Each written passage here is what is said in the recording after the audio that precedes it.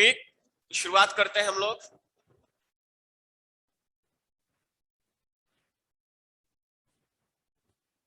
Rowlatt act आया और इसी रॉलेट एक्ट में जो अगली घटना घट रही है वो होगा आपका जलियांवाला बाग हत्याकांड।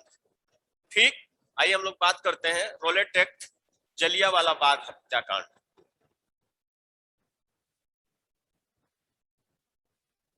बाग हत्या,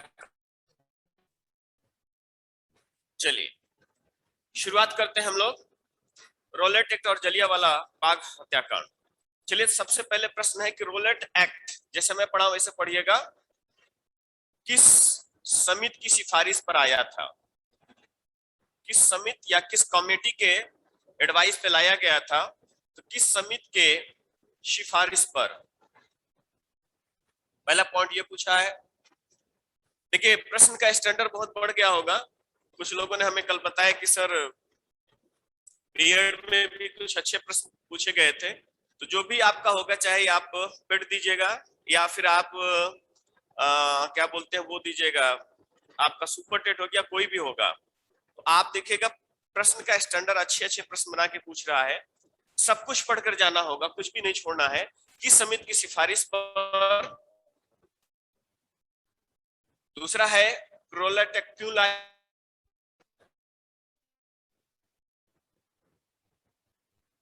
कब लाया गया?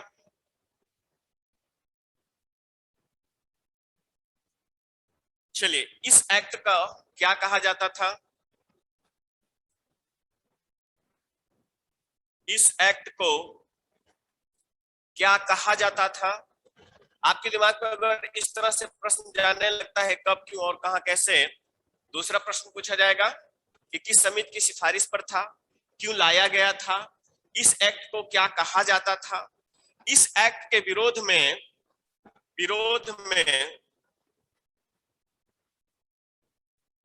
आंदोलन की शुरुआत।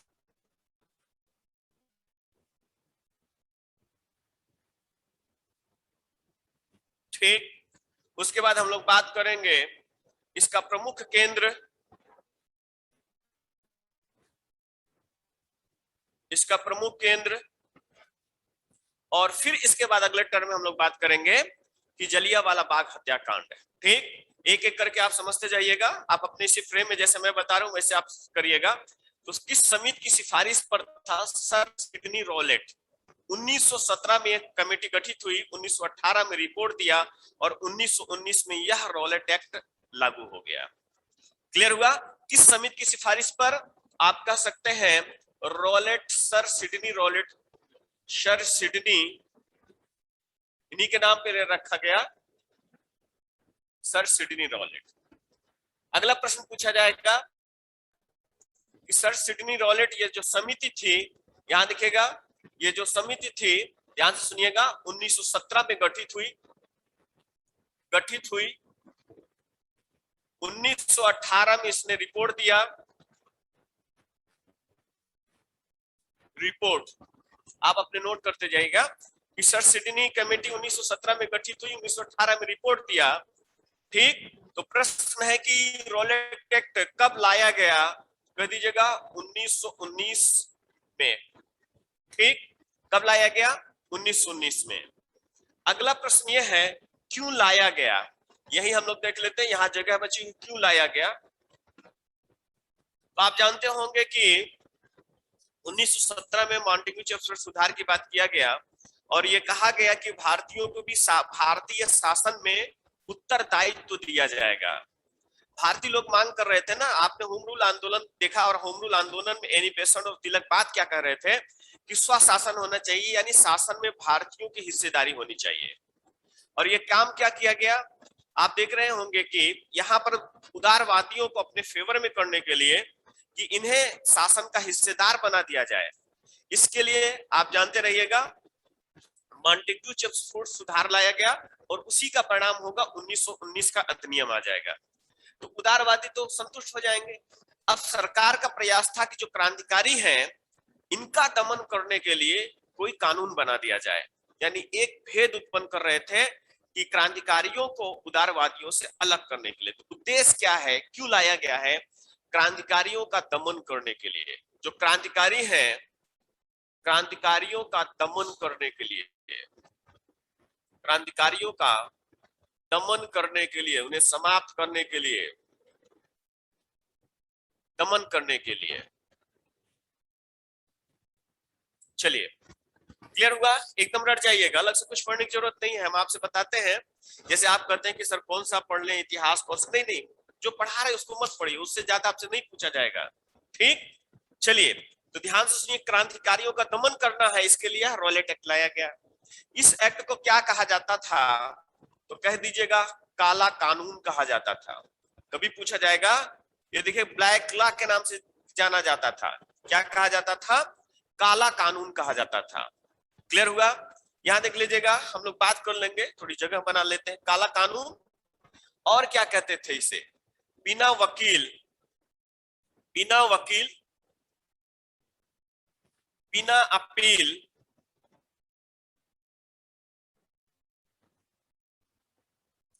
बिना दलील का काम, बिना दलील, आपकी कोई बात नहीं सुनी जाएगी, बिना दलील का कानून भी कहा जाता था।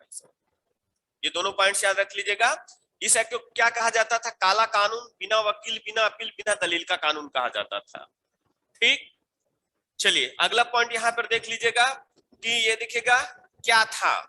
अगला प्रश्न पूछा जाएगा क्या था, ये दिखेगा, ये तो आप समझ गए होंगे। तो क्या था का मतलब, अगर किसी व्यक्ति पर संदेह है कि यह कोई राष्ट्र विरोधी गतिविधियां कर सकता है, जैसे आजकल भी बहुत सारे कानून बने हुए हैं कि किसी भी व्यक्ति को संदेह के आधार पर गिरफ्तार किया जा सकता है।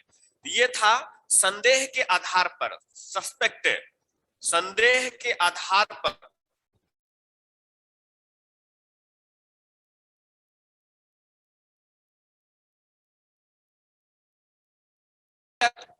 पर गिरफ्तार, और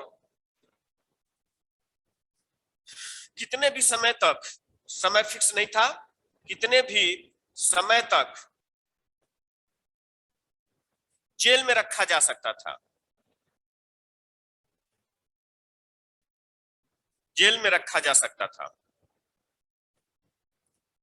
किसी सस्पेक्ट हो गया, ध्यान से समझ लीजिएगा, अगर मान लीजिए किसी पर सस्पेक्ट है कि इसने कोई अपराध या जो भी किया है, ठीक, तो ध्यान से सुनिएगा, उसे क्या किया जा सकता है? गिरफ्तार किया जा सकता है।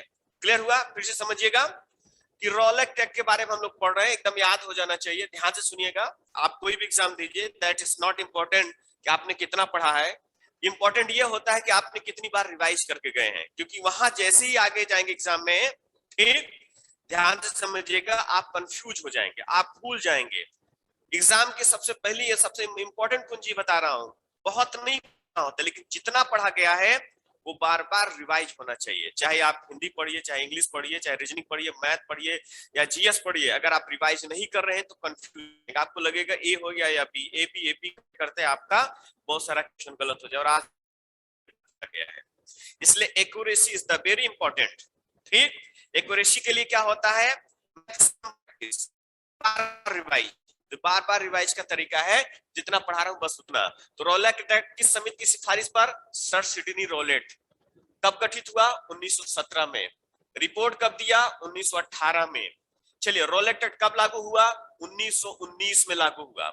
इस एक्ट को क्या कहा जाता है? काला कानून कहा जाता है। ठीक, क्या कहा जाता है? काला कानून कहा जाता है। चलिए, क्यों काला कानून कर रहे हैं?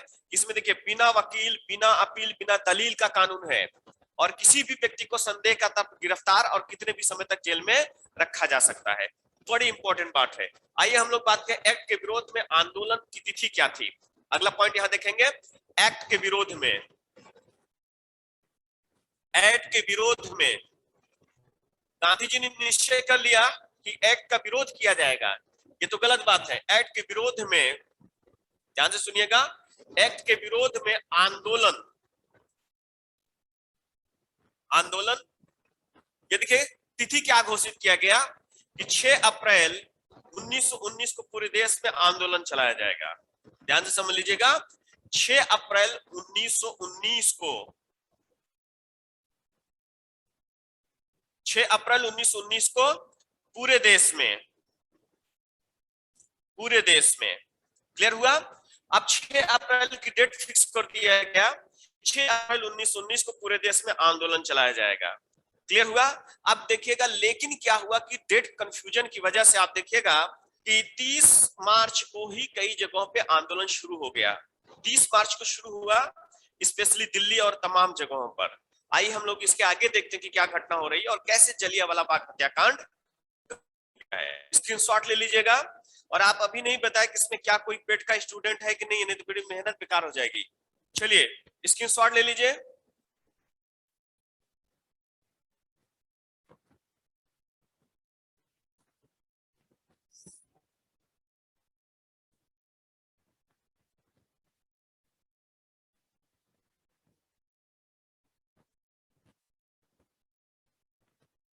चलिए हो गया तो तुरंत मैसेज करिए।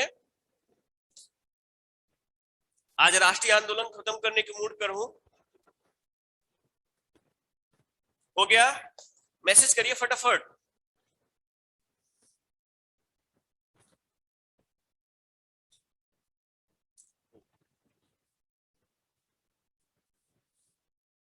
चलिए हो गया। आइए हम लोग आगे चलते हैं। इसके आगे देखिए क्या हुआ, हम लोग बात करेंगे कि इसके आगे क्या हो रहा था। एक एक पॉइंट्स अपने दिमाग में बैठा लीजिएगा। हैं गांधी जी को गिरफ्तार करके भेज दिया जाता है, पनवेल में गिरफ्तार किया गया। यहां दिखेगा और कहा गया कि गांधी जी को आपको आना नहीं है, उनको दूर भेज दिया गया है। आइए हम लोग बात करते हैं।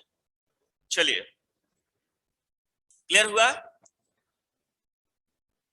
अब देखते हैं कि जलियांवाला बाग हत्याकांड कैसे घटित होगा, उसके बारे में हम लोग बात कर लेते हैं।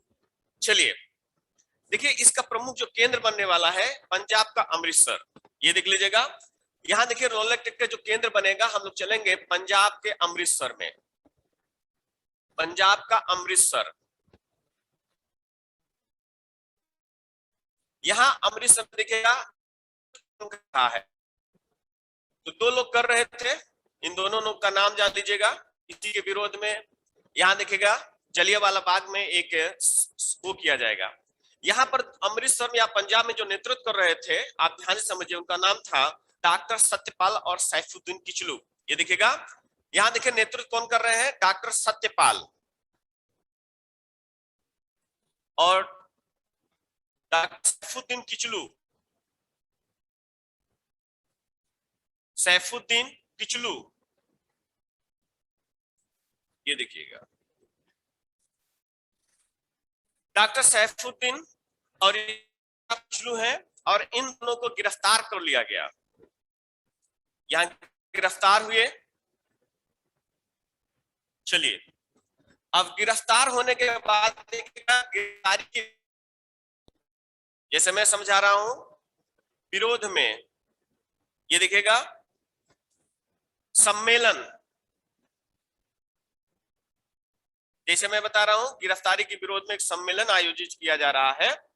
आइए हम लोग देखते हैं ये सम्मेलन कब आयोजित किया गया और कहां आयोजित किया जा रहा है। इसको जैसे मैं चार्ट से बना रहा हूं ऐसे समझिएगा एरो के थ्रू। तो कब और कहां, ठीक, कब, तो 13 अप्रैल 1919 को। कहां पर, अमृतसर के जलियांवाला बाग।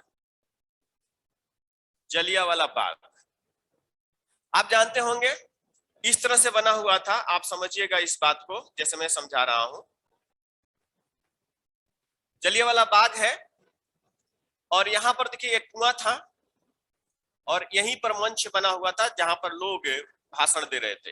ये मंच है और ये है कुआं, और ये देखिएगा यही आपका एंट्री गेट था। बस चारों तरफ से ये देखिए ऊंची ऊंची दीवारें थी और यहीं पर बैसाखी का मेला लगा हुआ था। ये देख लीजिएगा, क्लियर हुआ? यही वो जलियांवाला बाग है, ध्यान से समझ लीजिएगा। ये जलियांवाला बाग है। कौन सा बाग है? जलियांवाला बाग है। और यहीं पर देखिए हम लोगों में खूबी होती है, अगर कोई भाषण या कोई बात कहने लगता है तो हम लोग क्या करते हैं कि उसको सुनने के लिए खड़े हो जाते। लगभग 20,000 की संख्या थी यहाँ पर। कितनी संख्या थी? 20,000 के आसपास संख्या थी। मेला था, बैसाखी का दिन था। जलियांवाला बाग 13 अप्रैल बैसाखी का दिन। आप जानते होंगे कि सिखों के लिए बैसाखी का दिन बड़ा महत्वपूर्ण होता है। ठीक, बैसाखी का दिन या यहीं पर मेला लगा हुआ था। और इसी में बहुत सारे लोग इकट्ठा थे, लगभग 20,000 के आसपास। चलिए अब हम लोग देखते हैं। अब जलियांवाला बाग हत्याकांड जो हो रहा है, तो ध्यान से सुनिएगा, ये जलियांवाला बाग है हत्याकांड। ये देखिएगा हत्याकांड कितने बजे हुआ है? 4 बजे। 4 बजे जनरल डायर आता है और उसने कहा कि हम आपको 3 या 4 मिनट का समय देता है और कहता है कि ये पूरा मैदान खाली चाहिए मुझे। ठीक, रीजन ये था कि उसने मार्शल लॉ या सेना का कानून लगा दिया था और ऐसी स्थिति में कहा कि मुझे ये चाहिए, और यहां पर लगा दिया था सैनिकों के। ये दिखेगा यहां पर सैनिक खड़े कर दिए उसने, कहा कि हाँ, और सिर्फ 4 मिनट का समय दिया उसने, और 4 मिनट के बाद उसने गोली चलाने का आदेश दे दिया था। याद रखिएगा, 4 मिनट के बाद उसने फायरिंग का आदेश दे दिया, कहा कि फायर करिए। ठीक, और ये इतिहास में आता है कि उन्होंने तब तक फायरिंग किया था जब तक इनकी बंदूक की गोली नहीं खत्म हो गई। ये देख रहे हैं, 4 बजे के बाद इन्होंने 4:04 पर फायरिंग करना शुरू कर दिया। इसमें बहुत सारे लोग अपनी जान बचाने के लिए इसी कुएं में कूद गए, बहुत सारे लोग कुएं में कूद कर यहीं मर गए, और इस तरह से देखिएगा ये जलियांवाला बाग हत्याकांड हुआ। तो इस पे प्रश्न क्या पूछा जाता है कि गोली चलाने का आदेश किसने दिया था? जनरल डायर ने दिया था। अगला प्रश्न है कि कितने लोग मारे गए थे? तो ये अंग्रेज कहते हैं कि केवल 376 लोग मारे गए थे, लेकिन रियल में 1000 लोग ऑन द स्पॉट मार दिए गए थे। 1000 लोग, सोचिए अगर 1919 में मारे गए होंगे जहां जनसंख्या इतनी नहीं थी, क्या हुआ होगा। तो याद रखिएगा, गोली चलाने का आदेश जनरल डायर ने दिया। कितने लोग मारे गए? 1000 लोग मार दिए गए। ये देखिएगा, गोली चलाने का आदेश, ये भी पूछा गया है। तो आदेश दिया है जनरल डायर ने, जनरल डायर, डायर का नाम याद रख लीजिएगा, इसने दिया। और कितने लोग मारे गए हैं? मारे गए लोग, तो यहां देख लीजिएगा 376/1000। 376 अंग्रेजों के आंकड़े में थे, लेकिन जो भारतीय कांग्रेस ने रिपोर्ट बनाई या जहां पर उन्होंने देखा 1000 लोग मारे गए थे, दोनों कई बार पूछे गए हैं। चलिए, क्लियर हुआ। अब इसकी जांच बैठेगी, क्लियर होगा। फिर से समझिए, क्लियर कर लीजिए। तो रॉलेट एक्ट के विरोध में देखिएगा पंजाब प्रमुख केंद्र बनेगा, और पंजाब का कौन सा क्षेत्र? अमृतसर। यहां पर नेतृत्व कौन कर रहा है? डॉक्टर सत्यपाल और सैफुद्दीन किचलू। डॉक्टर सत्यपाल और डॉक्टर सैफुद्दीन किचलू, इन्हें गिरफ्तार किया गया। आंदोलन करेंगे तो गिरफ्तारी होगी। इनके गिरफ्तारी के विरोध में देखिए सम्मेलन कब? 13 अप्रैल 1919 को। कौन सा दिन था? बैसाखी के दिन था। कहां पर? जलियांवाला बाग में। ये जलियांवाला बाग कैसे है? ये इस तरह से है। चलिए यहां देख लीजिएगा, ऐसी स्थिति में 4 बजे जलियांवाला बाग हत्याकांड हुआ। गोली चलाने का आदेश किसने दिया? डायर ने दिया। कितने लोग मारे गए? 376/1000 लोग मार दिए गए। यही हत्याकांड। क्लियर हुआ। अब इसकी जांच के लिए एक कमेटी गठित करेगी और गांधी जी क्या मांग करेंगे उसकी बार हम लोग चर्चा कर लेते हैं। चलिए, क्लियर हुआ तो स्क्रीनशॉट ले लीजिए। आप लोग कुछ मैसेज वैसेज नहीं कर रहे हैं? रितेश, मिला के लाइएगा।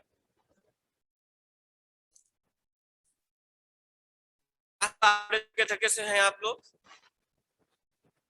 क्लास तो अच्छी लग रही है ना? फटाफट मैसेज करिए, मैसेज आपके नहीं आ रहे हैं। मैसेज नहीं आएगा तो ऑनलाइन क्लास वैसे भी जानते बड़ा मुश्किल होता है पढ़ाना, कोई सामने दिखता नहीं, मशीन के सामने बैठकर पढ़ाना पड़ता है।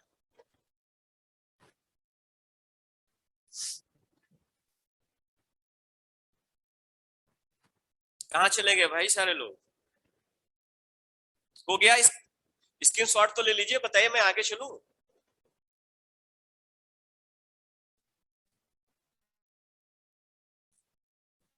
स्क्रीनशॉट हो गया? आइए आगे चलते हैं। चलिए,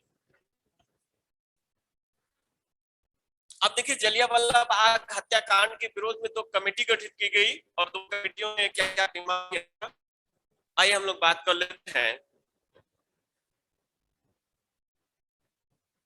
मेरी आवाज कभी कभी फंस रही है तो आपके यहाँ नेटवर्क की प्रॉब्लम इश्यूज भी हो सकता है।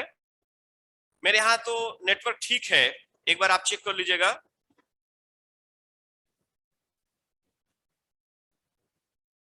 चलिए, अभी वॉइस सही आ रही है? अच्छा, बाकी लोग भी मैसेज किया करें, क्योंकि मैसेज ही वो चीज है जो पढ़ाने के लिए कहती है। नहीं तो लगता नहीं, क्योंकि सामने एक लैपटॉप रखा हुआ और हमसे बोल रहे हैं। मशीन के सामने पढ़ाना बहुत टफ होता है, और आदत नहीं है तो बहुत अजीब सा लगता है। आपके मैसेज ही आपके होने का प्रमाण देते हैं, और आप मैसेज इतना स्लो करें कि जैसे लग रहा है कि उसके लिए भी चार्ज किया गया है। आइए हम लोग कंटिन्यू करते हैं। जलियांवाला बाग हत्याकांड के विरोध में, ये देखिएगा, हत्याकांड के इसकी जांच के लिए 2 कमेटी गठित की गई थी। बस वो 2 कमेटियों का नाम आप जान लीजिएगा। चलिए, जांच के लिए दिखेगा कमेटी गठित किया जाएगा और पता लगाया जाएगा, ये दिखेगा, इसमें किसकी गलती थी कैसी नहीं। मैसेज नहीं पहुंच रहा है, पहुंच तो रहा है आपका, थोड़ा नेटवर्क प्रॉब्लम होगा, उसको एग्जाम होगा तो थोड़ा सा ये है। चलिए, हाथ मत उठाइए, हाथ उठाने से कोई काम नहीं होगा, मैं आपसे बात नहीं कर पाऊंगा। आइए, तो यहां देखिएगा, एक है हंटर, आपसे पूछा जाएगा हंटर कमेटी, और दूसरा है तहकीकात कमेटी। तहकीकात माने होता है जांच करना। ये देखिए, 2 कमेटियां गठित की गई जांच के लिए, दिखेगा 2 कमेटी गठित की गई थी जांच के लिए। कमेटी जब भी पूछा जाएगा आप बता सकते हैं जांच के लिए। यहां पर हम लोग बात करेंगे, जांच के लिए 2 कमेटी गठित की गई है। तो हंटर कमेटी का अध्यक्ष हंटर था, डब्ल्यू हंटर, और इसमें 7 सदस्य थे। 7 में से 5 अंग्रेज थे और 2 भारतीय थे। आपको नहीं पढ़ना वो कौन थे, ये सब नहीं पढ़ना, वो पूछा नहीं जाता है। यहां देख लीजिएगा। और तहकीकात कमेटी में देखिएगा, ये पढ़ना है, इसके अध्यक्ष मदन मोहन मालवीय थे। ये जानते रहिएगा, मदन मोहन मालवीय थे। सदस्यों में थे गांधी जी, ये देख लीजिएगा।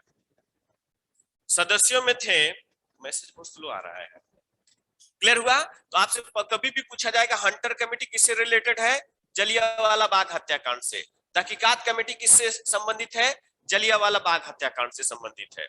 चलिए, यहां देख लीजिएगा, हंटर कमेटी में कितने मेंबर थे, 7 थे, 5 अंग्रेज और 2 भारतीय थे। और तहकीकात कमेटी में देखिएगा, अध्यक्ष मदन मोहन मालवीय और सदस्य गांधी जी थे। यहां देखिएगा, तहकीकात हंटर कमेटी ने क्या कहा कि जनरल डायर ने अपना दायित्व तो निभाया, बस दायित्व निभाने में थोड़ी सी गलती कर दिया, या थोड़ी सी उसने क्या किया, ज्यादा उसने हार्ड स्टेप ले लिया। उसे कुछ नहीं किया, बस नौकरी से बर्खास्त कर दिया गया और उसे भारत से लंदन वापस भेज दिया गया। तहकीकात कमेटी में मदन मोहन मालवीय, गांधी जी ने क्या किया था, गांधी जी ने कहा कि जो भी मारे गए उन लोगों को, उनको क्या दिया जाए, आर्थिक मुआवजा दिया जाए। ठीक, क्या दिया जाए, आर्थिक मुआवजा दिया जाए। यही बात चल रही है आर्थिक मुआवजे की। इस पर सरकार ध्यान नहीं देगी और गांधी जी इसी के विरोध में असहयोग आंदोलन चलाने की शुरुआत कर देंगे। चलिए, आइए कंटिन्यू, तो क्लियर करिएगा, हंटर कमेटी जलियांवाला बाग हत्याकांड के विरोध में, तहकीकात कमेटी जलियांवाला बाग हत्याकांड के विरोध में। और देख लीजिएगा, एक चीज और देखते हैं, यहां पर देखिएगा जलियांवाला बाग हत्याकांड के विरोध में और क्या हुआ था। विरोध में 2 चीज आप जानिएगा कि विरोध में रविन्द्रनाथ टैगोर ने अपनी नाइट की उपाधि वापस कर दिया था। ये देख लीजिएगा, रविन्द्रनाथ टैगोर ने, यहां देख लीजिएगा, रविन्द्रनाथ टैगोर ने अपनी नाइट की उपाधि वापस कर दिया था। हम लोग बात करेंगे, 7 सदस्य थे, 8 नहीं थे, कहीं कहीं दिया हुआ है, सही बात करें आप, उसमें 3 लोग का मेंबर देते हैं। विरोध में देखिएगा, रविन्द्रनाथ टैगोर ने कौन सी उपाधि वापस कर दिया था, नाइट की उपाधि वापस कर दिया था। आपसे जब भी पूछा जाएगा टैगोर ने क्या किया था, नाइट की उपाधि वापस कर दिया था। जब भी आपसे पूछा जाएगा हत्याकांड के विरोध में किसने अपनी उपाधि वापस कर दिया था, इन्होंने। एक और है, केंद्रीय विधान परिषद में एक मेंबर थे सर शंकर नायर ने, उन्होंने क्या कि शंकर नायर ने केंद्रीय विधान परिषद से इस्तीफा दे दिया था। ये दिखेगा, इसको भी जानते रहिएगा। नायर ने केंद्रीय विधान परिषद से इस्तीफा दिया, इस्तीफा दिया था। तो दो प्रश्न यहां पर भी पूछा जाएगा कि किसने नाइट की उपाधि वापस कर दिया है। कोई दिक्कत नहीं, अगर आप आर्ट भी करना चाहेंगे तो कोई दिक्कत है नहीं। एक भारतीय मेंबर के बारे में कंफ्यूज होता है, कुछ लोग मानते हैं कि वो भी थे और कुछ लोग कहते नहीं भी थे। तो 7 और 8 के बीच में, फिलहाल 7 को एग्जाम में सही मान लिया गया, इसलिए 7 को ही हम लोग काउंट करते हैं। तो टैगोर ने नाइट की उपाधि वापस कर दी और सर शंकर नारायण केंद्रीय विधान परिषद, ठीक, जिसे आप कह सकते हैं आज संसद, संसद से इन्होंने इस्तीफा दे दिया था। क्लियर हुआ।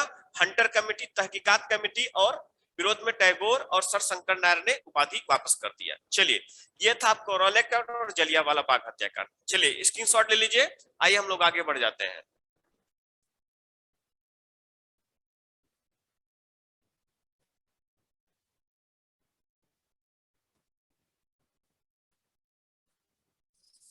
चलिए स्क्रीनशॉट ले लीजिए।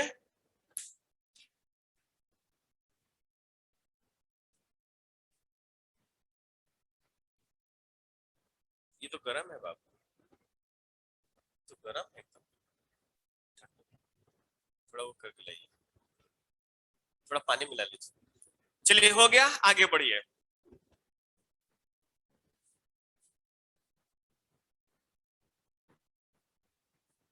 अब देखिए, इसके बाद जो अगली घटना आएगी 1919 में ही खिलाफत आंदोलन, और उसके बाद 1920 में असहयोग आंदोलन आ जाएगा। आइए हम लोग बात कर लेते हैं। अगला जो है, यहाँ हम लोग बात करेंगे। चलिए,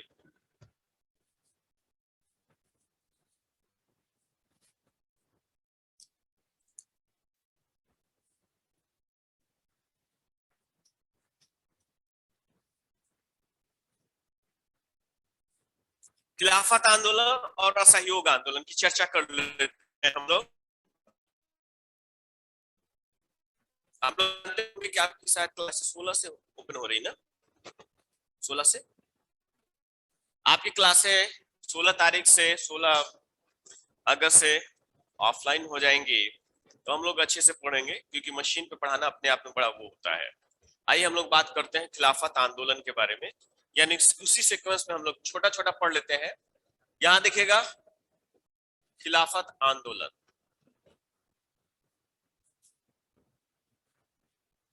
चलिए, एक टॉपिक छोटा सा है, आइए शुरुआत करते हैं खिलाफत आंदोलन के बारे में। तो प्रश्न है कि खिलाफत आंदोलन कब से कब तक चला था। तो 1919 से प्रारंभ होगा और 1922 तक चलेगा। सबसे पहले यही सब चीज इंपॉर्टेंट है, कब तक चलेगा। चलिए, अगला आपसे प्रश्न पूछ लिया जाएगा कि क्यों चलाया गया था, नेतृत्व कौन कर रहा था। आइए हम लोग बात करते हैं, ध्यान से सुनिएगा। 1914 में फर्स्ट वर्ल्ड वॉर की शुरुआत हो जाती है। फर्स्ट वर्ल्ड वॉर में देखिएगा, एक तरफ ब्रिटेन,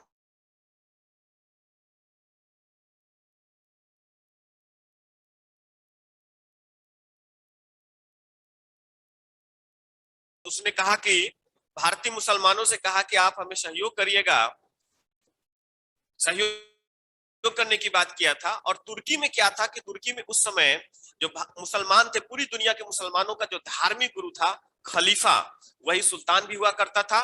तो इन्होंने कहा कि अगर हम जीत जाएंगे, ब्रिटेन ने कहा, तो हम तुर्की के खलीफा को नुकसान नहीं पहुंचाएंगे और ना ही तुर्की का विघटन करेंगे।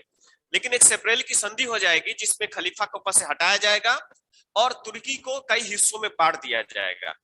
इसी के विरोध में खलीफा से ही खिलाफत बना है। ठीक, तो ये देखिएगा, कारण पूछा जाएगा तो कारण आप क्या बताइएगा। यहां देखिएगा दो कारण था, खलीफा का सम्मान किया जाना चाहिए, दूसरा रीजन जो इसमें बताया गया है कि तुर्की का विघटन नहीं होना चाहिए, जो बताया गया कि तुर्की का विघटन नहीं होना चाहिए। आइए हम लोग बात कर लेते हैं। यहां पर हम लोग बात करेंगे कि तुर्की का विघटन नहीं होना चाहिए। कारण में दिखेगा, तुर्की के विघटन, विघटन माने इसे कई हिस्सों में बांटा जाए, तुर्की के विघटन तथा खलीफा, खलीफा से खिलाफत बनेगा, खलीफा के पद को समाप्त करने के विरोध में।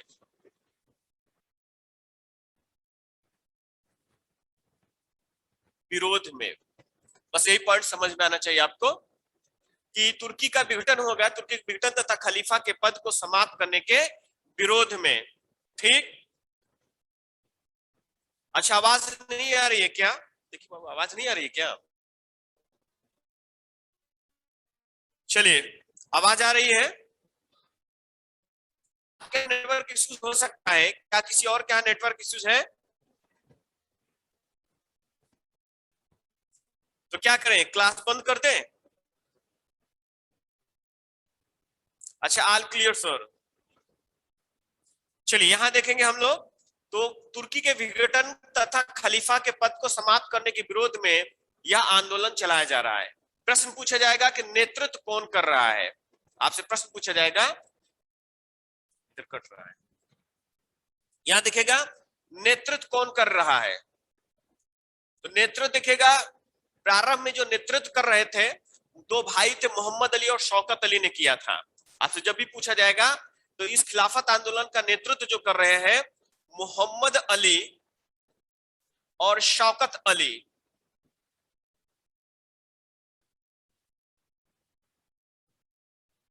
इन्हीं को टिक करिएगा। बाद में यह अलग बात है कि नेतृत्व जो है बाद में गांधी जी के हाथ में आ जाएगा, बाद में गांधी जी के हाथ में आ जाएगा, बाद में गांधी जी। लेकिन जब भी कभी नेतृत्व पूछेगा तो आप इनको टिक करिएगा कि मोहम्मद अली और शौकत अली यहां पर नेतृत्व कर रहे हैं। कभी भी खिलाफत आंदोलन के बारे में पूछा जाएगा कि कौन नेतृत्व कर रहा है, तो मोहम्मद अली और शौकत अली। ठीक, चलिए अब हम लोग बात कर लेंगे यहां पर।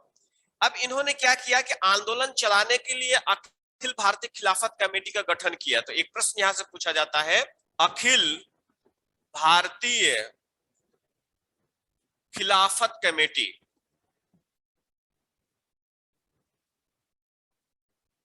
ये देखिएगा अखिल भारतीय खिलाफत कमेटी का गठन किया गया, हम लोग बात करेंगे सितंबर 1919 को। ये हो गया, ये भी प्रश्न पूछा गया है। अगला प्रश्न आपसे पूछा जाएगा, यहां हम लोग बात करेंगे खिलाफत दिवस कब मनाया गया। तो 31 अगस्त 1920, उसी दिन तुर्की का विभाजन हो जाएगा। यहां देखेगा खिलाफत दिवस, ये देख लीजिएगा। जब भी आपसे पूछा जाएगा खिलाफत दिवस कब मनाया गया, तो याद कर लीजिएगा 31 अगस्त 1920 को खिलाफत दिवस मनाया गया था।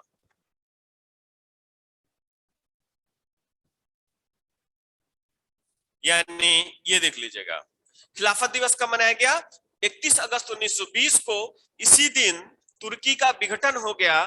ध्यान से सुनिएगा, तुर्की को कई हिस्सों में बांट दिया गया था। आइए हम लोग अगला पॉइंट करते हैं।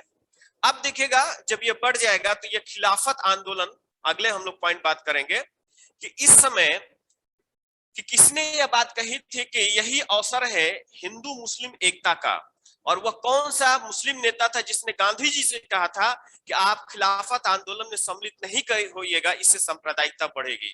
तो मोहम्मद अली जिन्ना ने खिलाफत आंदोलन का विरोध किया था और महात्मा गांधी ने कहा था कि यही वक्त है हर हिंदू भाई को मुस्लिम भाई के साथ खड़े हो जाना चाहिए। तो यहां देख लीजिएगा गांधी जी ने क्या कहा वो समझ लीजिए, इसे जिन्ना और गांधी जी में फर्क देखिएगा। उन्होंने कहा कि हिंदू मुस्लिम एकता का ये बहुत अच्छा अवसर है, क्योंकि ये धार्मिक मामला है, आप धार्मिक मामले में सपोर्ट करेंगे।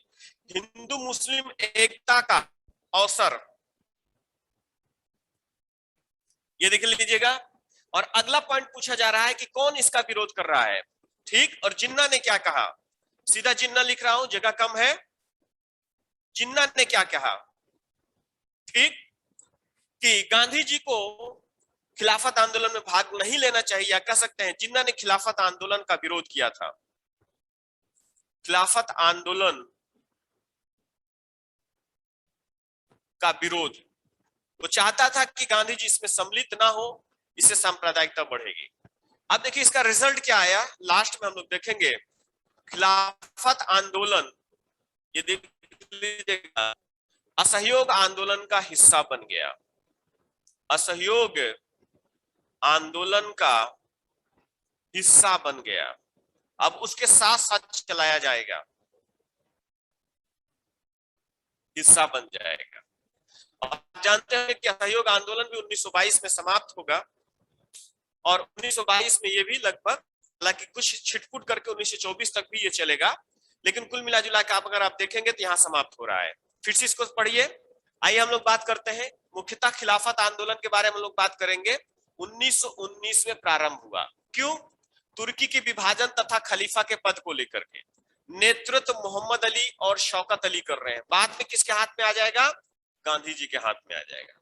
प्रश्न है कि अखिल भारतीय खिलाफत कमेटी के गठन सितंबर 1919 में। अगला प्रश्न है, खिलाफत दिवस कब मनाया गया है? 31 अगस्त 1920। गांधी जी ने क्या कहा कि हिंदू मुस्लिम एकता का अवसर है, और जिन्ना ने इसका विरोध किया था। परिणाम असहयोग आंदोलन का यह हिस्सा बन जाएगा, दोनों एक साथ साथ चलेंगे। क्लियर हुआ? आप इसका स्क्रीनशॉट ले लीजिएगा। चलिए स्क्रीनशॉट ले लीजिएगा, ज्यादा दिक्कत होगी तो बताइए, क्लास फिर छोड़ देंगे।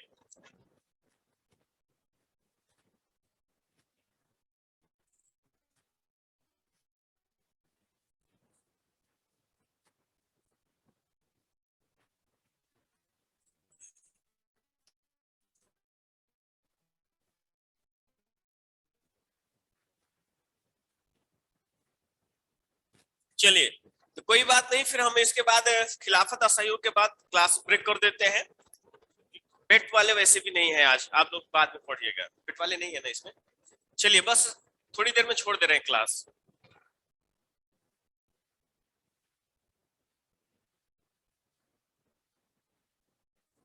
इसकी स्क्रीनशॉट ले लीजिएगा।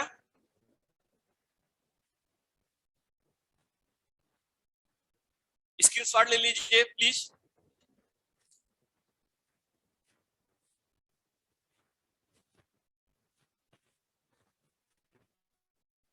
हो गया।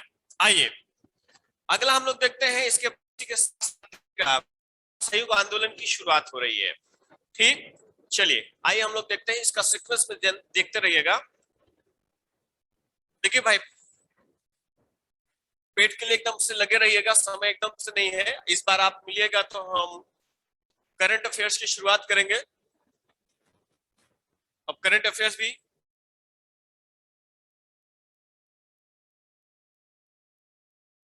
जो 10 नंबर का है उसकी भी शुरुआत आपका असहयोग आंदोलन है, इसके बारे में हम लोग पढ़ना शुरू करते हैं। असहयोग आंदोलन, सहयोग नहीं करना है यानी नॉन कॉपरेशन मूवमेंट बोलते हैं इसे। असहयोग आंदोलन, इसे नॉन कॉपरेशन मूवमेंट बोलेंगे। सरकार का सहयोग नहीं किया जाएगा, किसी भी तरह से सहयोग नहीं किया जाएगा। चलिए तो आपसे शुरुआत करते हैं। असहयोग आंदोलन कब से? 1920 से लेकर 1922 तक चलेगा। 1920 से लेकर 1922 तक चलेगा। प्लस है असहयोग आंदोलन का प्रारंभ कब? दूसरा है क्यों? तीसरा है नेतृत्व।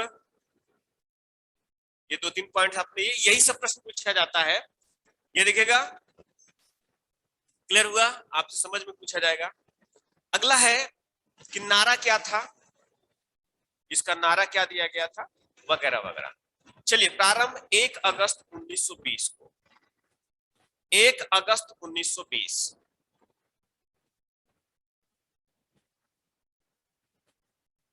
और इस दिन आपसे पूछा जाएगा किस राष्ट्रवादी नेता की मृत्यु हुई। प्रश्न क्या पूछा जाएगा?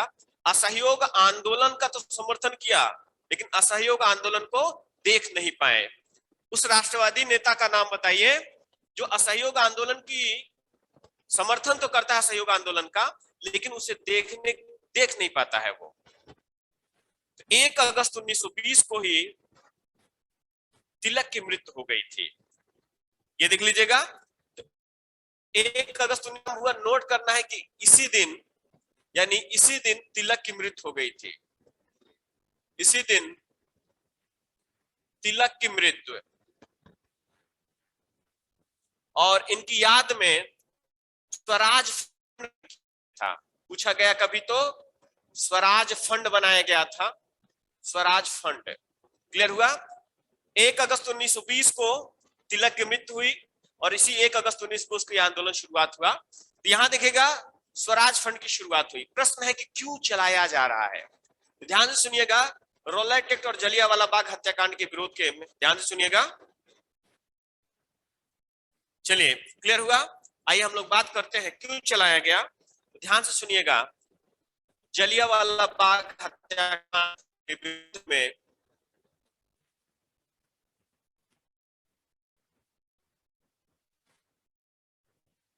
हत्याकांड के विरोध, एक्चुअली गांधी जी ने कहा था कि जो लोग मारे गए हैं, ध्यान से सुनिएगा, इस हत्याकांड में उनके घर वालों को आर्थिक सहायता या आर्थिक मुआवजा दिया जाना चाहिए। सरकार ने ये बात नहीं मानी। तो जब सरकार ने बात नहीं मानी तो गांधी जी ने कहा कि हम भी आपका सहयोग नहीं करेंगे। सहयोग नहीं करने का मतलब है कि जो भी आपका कानून बनाए हैं, हम उन सब में आपका कोई भी सहयोग नहीं करने वाले हैं। ठीक? नेतृत्व पूछा जाएगा, ये दिखेगा गांधी जी। ठीक? नेतृत्व कौन कर रहा है? तो गांधी जी।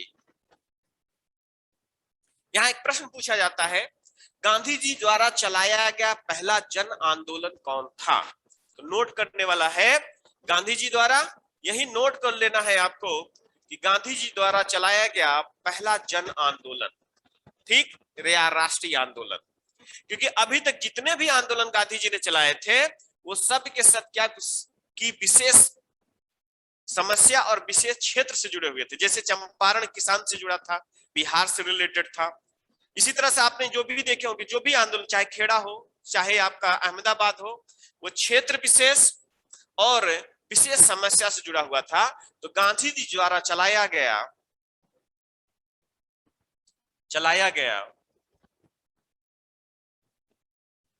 पहला जन आंदोलन, पहला जन आंदोलन या राष्ट्रीय आंदोलन। ठीक? जो भी पूछेगा आप इस जवाब दे दीजिएगा, गांधी जी द्वारा चलाया गया पहला जन आंदोलन है ये। इसमें बहुत सारे लोगों को और क्या करना है, बहुत शॉर्ट में हम लोग पढ़ रहे हैं कि क्या, और जितनी जरूरत की चीजें सिर्फ वही पढ़ रहे हैं कि इसमें सरकार का सहयोग नहीं करना है आपको। ठीक? इसलिए इसे असहयोग कहा गया। नारा क्या दिया था? 1 वर्ष में स्वराज की प्राप्ति। नारा इन्होंने क्या दिया था? बहुत महत्वपूर्ण है। 1 वर्ष में स्वराज की प्राप्ति। ये देखिएगा, 1 वर्ष में किस चीज की प्राप्ति करना है? 1 वर्ष में स्वराज की प्राप्ति करना है। ये देख लीजिएगा, आपसे जब भी पूछा जाएगा आप कह दीजिएगा 1 वर्ष में स्वराज की प्राप्ति। चलिए आइए हम लोग बात कर लेते हैं। क्लियर हुआ? अब प्रश्न यह है कि यह असहयोग आंदोलन समाप्त कैसे हो गया, या आंदोलन की वापसी, या फिर हम लोग बात कर लेते हैं चौरी चौरा कांड। सीधे आइए, चौरी चौरा कांड। चलिए, ये भी देखिए, आंदोलन बड़ा तेजी के साथ है। तो प्रश्न पूछा जाएगा, चौरी चौरा कांड हुआ है 5 फरवरी, कहीं कहीं 4 फरवरी, उस दिन सरकार ने भी 4 फरवरी मना लिया है। इतिहास में 5 फरवरी दिया, 5 फरवरी कोई घटना हुई थी 1922। ये देखिएगा 4 फरवरी, सॉरी 5 फरवरी 1922। अब हुआ क्या था, ध्यान से सुनिएगा। ये देखिएगा,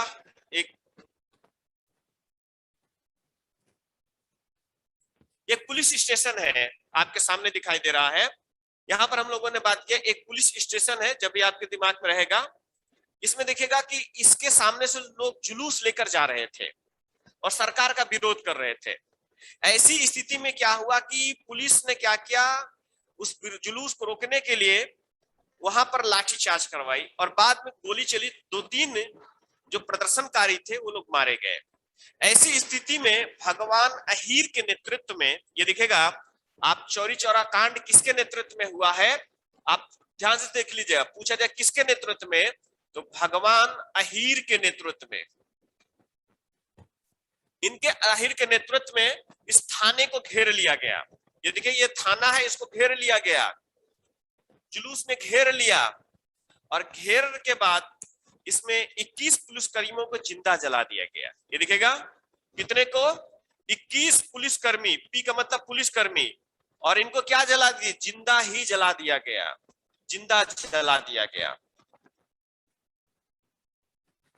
आप ये बताइए, अगर गांधी जी कह रहे हैं कि हिंसा नहीं होनी चाहिए, इससे बड़ी हिंसा क्या होगी कि 21 लोग जिंदा जला दिए गए थे, जलाने वाले भी भारतीय और जलने वाले भी भारतीय। गजब माहौल था, आप समझ रहे होंगे। ठीक, ये देखिए, थाने में 21 पुलिसकर्मियों को क्या कर दिया गया, जिंदा जला दिया गया। इससे गांधी जी बहुत दुखी हो गए। उन्होंने कहा कि अभी भी भारतीय अहिंसात्मक आंदोलन यानी बिना हिंसा किए हुए आंदोलन चलाने के योग्य नहीं हो पाए हैं, और गांधी जी आंदोलन वापस ले लेंगे।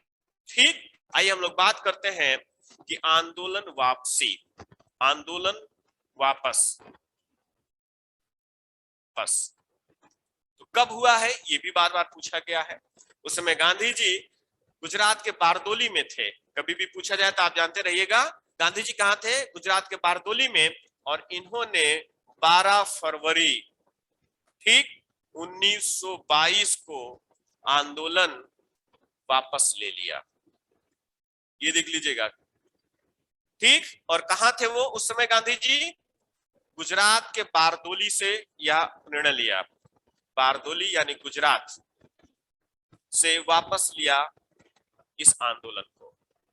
क्लियर हो जाना चाहिए, एकदम दिमाग पे बैठा लीजिएगा। फिर से सुनिए, और इसका विरोध हो जाएगा, बहुत ज्यादा विरोध हुआ कांग्रेस के अंदर कि गांधी जी ने ऐसा निर्णय क्यों लिया है। फिर से सुनिएगा, असहयोग आंदोलन, एकदम रट जाइए, सरकार का सहयोग नहीं करना है। डिटेल मिलेगा तो क्या क्या नहीं करना हम बाद में बताएंगे। कब से कब तक चला है, 1920 से लेकर 1922 तक। प्रारंभ कब हुआ है, प्रारंभ की डेट जरूर याद करिएगा, 1 अगस्त 1920 को। और इस दिन किस महान राष्ट्रवादी नेता की मृत्यु हुई थी, तिलक। उनकी उसमें कौन सा फंड बनाया गया था, स्वराज फंड बनाया गया था। प्रश्न है क्यों जलियांवाला बाग हत्याकांड के विरोध में चलाया गया था।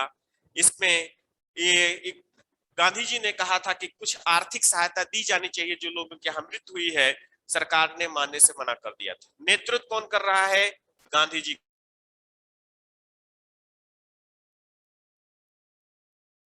कर रहे हैं। गांधी जी द्वारा चलाया गया पहला जन आंदोलन है, इसको जरूर अंडरलाइन करिएगा जो मैं अंडरलाइन की तो। लेकिन यहाँ तो हिंसा, क्या बहुत बड़ी हिंसा हो रही है। प्रश्न है कि चौरी चौरा कांड कब हुआ है, कह दीजिएगा 5 फरवरी 1922। कहां पर, गोरखपुर में, कभी कंफ्यूज मत होइएगा।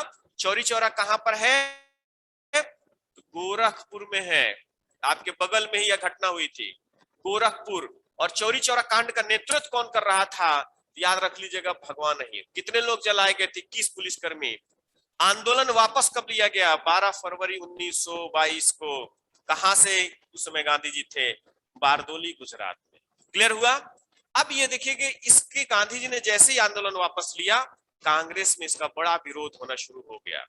यहाँ देख लीजिए जितने भी लोग थे, यहाँ तक कि सुभाष चंद्र बोस, पंडित जवाहरलाल नेहरू, मोतीलाल नेहरू, जितने लोग भी थे, सभी लोगों ने गांधी जी का विरोध किया। लेकिन गांधी जी ने कहा कि अभी भी भारतीय अहिंसात्मक, ठीक, नॉन वायलेंस मूवमेंट के लिए तैयार नहीं हुए हैं, इसलिए यह आंदोलन मुझे मजबूरीवश वापस लेना पड़ेगा।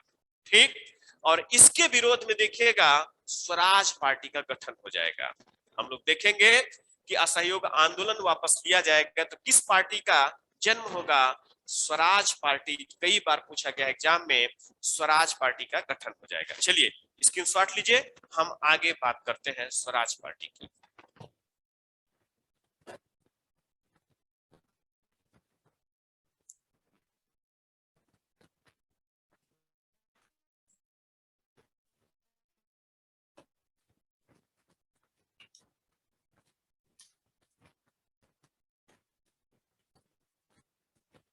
चलिए हो गया।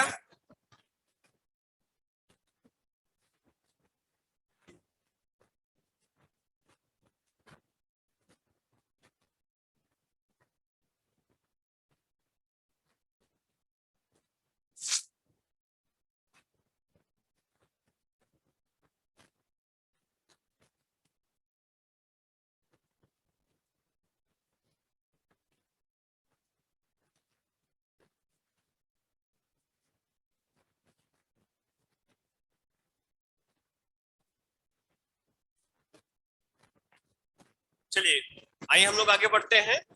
एकदम से हटा दीजिए इसको। जितने इत्मीनान से पढ़ा रहा हूं आप पढ़ते जाइएगा। मेरा बस चले तो किसी दिन मैं पूरी रात भर आपको पढ़ाऊं, एक एक बार में सब खत्म कर दूं, ऐसे पढ़ा पढ़ा कर एक बार में पूरा राष्ट्रीय आंदोलन, एक ही बार में पूरा पॉलिटी, एक ही बार में पूरा ज्योग्राफी, जब तक कि आपको याद ना हो जाए।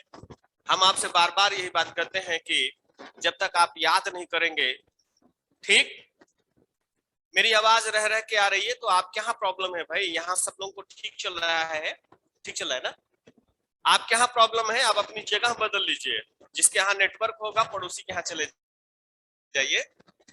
आपकी आवाज में प्रॉब्लम मेरी आवाज में नहीं है, आपके नेटवर्क में प्रॉब्लम होगा। आप थोड़ा फोन कर लीजिए अंबानी को, थोड़ा नेटवर्क सही करें। पैसा तो बहुत जल्दी ले लेते हैं, खत्म होने से पहले फोन आ जाता है कि आपका क्या बोलते हैं वो पैक खत्म होने वाला है। उनसे बोलिए पैक खत्म होने से पहले फोन करवाते हैं, मैसेज करवाते हैं। नेटवर्क नहीं दे सकते हैं, फोन करिए तो डांटिएगा खूब उनको। आइए हम लोग शुरू करते हैं। असहयोग आंदोलन वापसी के विरोध में कौन सी पार्टी का गठन हुआ है? चलिए हम लोग बात करते हैं। असहयोग आंदोलन वापसी के विरोध में, वापसी के विरोध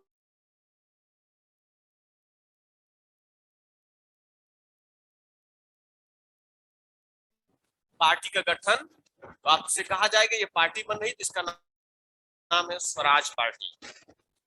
एकदम जैसे मैं बताऊं वैसे समझिएगा, एकदम कभी कंफ्यूज नहीं होइएगा। किताब पढ़ने की जरूरत नहीं, मैं आपसे बार बार कहता हूं आप में जितना पढ़ा रहा हूं उतना पढ़िए, आपको किसी भी किताब की जरूरत नहीं पड़ती है। और जब टीचर पढ़ाए उसके बाद फिर किताब लेने की जरूरत पड़े, यूट्यूब पर देखने की जरूरत पड़े, तो फिर फायदा नहीं है, फिर उस टीचर पर पढ़े।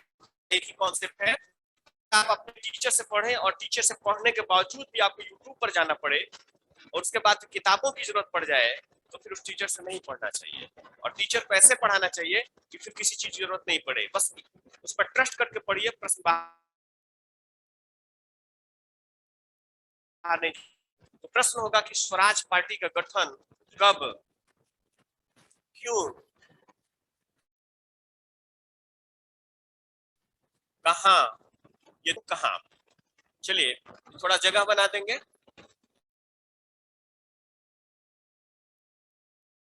दो बातों में बात करें क्योंकि बारे में हम बात में है। तो आपसे प्रश्न पूछा जाएगा स्वराज पार्टी का गठन कब किया गया और कहां किया गया। जब भी पूछा जाए, थोड़ा नेटवर्क प्रॉब्लम चल रही है। आइए हम लोग बात करते हैं। हाँ?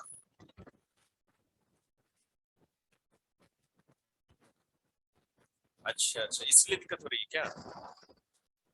आइए यहाँ देखिएगा कब किया गया बताइएगा, और कहाँ किया गया। तो इलाहाबाद में किया गया। और एक चीज यहाँ और कर लेते हैं, किसने किया, तब वहां आते हैं किसने किया है, ये बात कर लेते हैं। तो मोतीलाल नेहरू और चितरंजन दास ने किया था। मोतीलाल नेहरू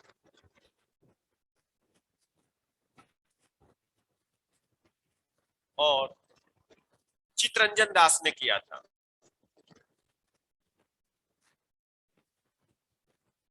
एक प्रश्न है कि क्यों किया था, यहां देख लीजिएगा क्यों किया था। तो जब असहयोग आंदोलन की शुरुआत हुई थी तो यह निश्चय किया गया था कि सरकार के किसी भी काम में सहयोग नहीं किया जाएगा, भाग नहीं लिया जाएगा। और इस समय देखिएगा इलेक्शन होने वाला है, 1923 में इलेक्शन हो जाएगा, ठीक। तो केंद्रीय विधान परिषद के सीटों पर भाग नहीं लिया जाएगा। अब इन्होंने कहा चूंकि असहयोग आंदोलन खत्म हो गया तो हम लोग इलेक्शन में भाग लेंगे। तो क्यों, तो केंद्रीय विधान परिषद के चुनाव में भाग लेने के लिए, केंद्रीय विधान परिषद के निर्वाचन में भाग लेने के लिए, भाग लेने के लिए, ठीक, क्लियर हो गया। अगला प्रश्न है कि कब, तो आप बताइएगा कब इसका हुआ था। चलिए तो मार्च 1922 में इसका गठन हुआ था। मार्च 1923 से काम करना शुरू किया इसने, मार्च 1922, और एक्टिव हुई थी 1923। ये देखिएगा, इसी को टिक करिएगा। क्लियर हुआ। तो असहयोग आंदोलन वापसी के विरोध में किस पार्टी का गठन किया गया? स्वराज पार्टी का। स्वराज पार्टी गठित कहाँ हुई है? इलाहाबाद में गठित हुई है।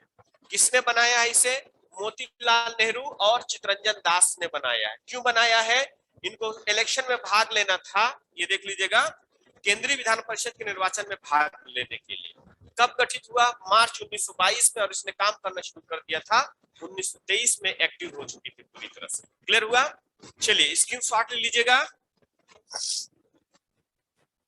बताइएगा। स्क्रीनशॉट ले लीजिएगा। वॉइस नहीं आ रही हो तो बताइएगा, थोड़ा नेटवर्क इश्यूज है आज।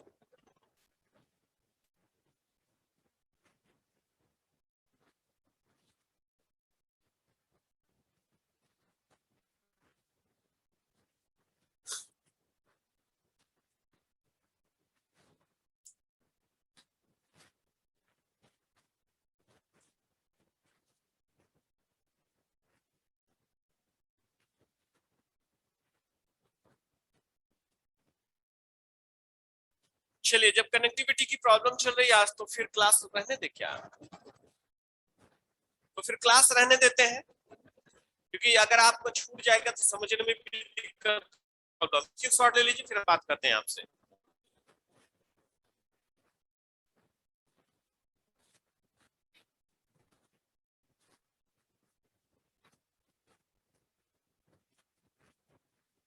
हो गया स्क्रीन शॉट?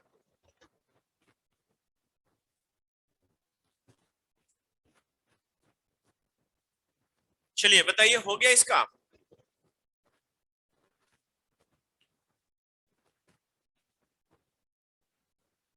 चलिए चलिए फिर, क्योंकि बार बार आप मैसेज कर रहे हैं कि सर कनेक्टिविटी की प्रॉब्लम है, नेटवर्क इश्यूज है, प्रॉब्लम है, हो सकता है भाई, लेकिन फिलहाल बहुत सारे लोग ये भी लिख रहे हैं कि सर कोई प्रॉब्लम्स नहीं, हमारे यहाँ एकदम क्लियर है, वॉइस एंड वीडियो दोनों क्लियर है। तो चलिए कोई बात नहीं, आज की क्लास के लिए आप सभी लोग को थैंक यू। हम लोग कल क्लास नहीं रहेगी, मंडे से हम लोग कंटिन्यू करेंगे जो भी रहेगा क्लास। मंडे से आपका जो चल रहा है वो चलेगा, और पेट वालों के लिए स्पेशल चलेगी, जिसमें हम लोग सल्तनत और मुगल पूरा करके, मॉडर्न पूरा करके, करंट अफेयर्स की तरफ मुड़ जाएंगे। चलिए, आज की क्लास के लिए थैंक यू। चलिए मिलते हैं अगली क्लास में। आपने बार बार मैसेज किया था।